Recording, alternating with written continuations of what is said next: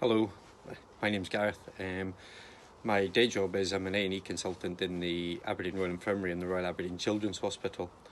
I live up in Aberdeen in the Mid-Stockhead area with my wife and two daughters who are 10 and 8. I've been asked to tell you a little bit about a project that I did during lockdown to try and help sort of local friends and families, which grew a little bit of arms and legs. I organised a local orienteering puzzle challenge.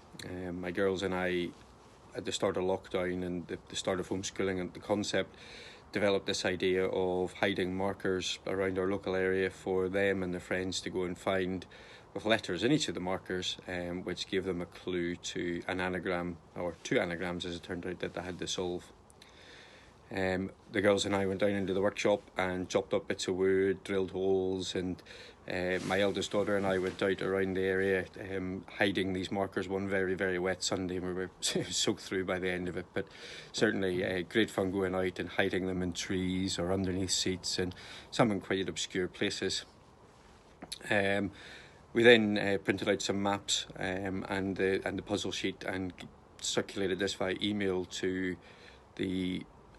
our friends, for them to go out and do it.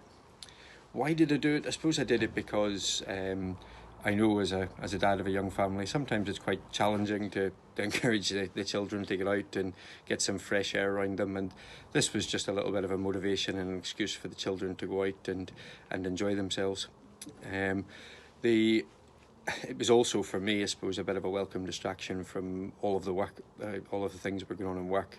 Work was ramping up, becoming reasonably stressful, and having this downtime and sort of other thing to look forward to when I get home was quite nice. The response I had was phenomenal. I expected to have sort of maybe 15-20 kids returning forms for prizes, and I had prizes for each of the children that returned a correct answer. It was phenomenal. I had 30-40 prizes, and I had to go and restock my sweetie cone supply at least twice. It was great to see. Everything was done anonymously. I didn't do this for any thanks. I did this to try and encourage families to spend some time together and get out and enjoy the fresh air with this little challenge. In fact, it was quite exciting coming home from work to see how many answers had come in that day.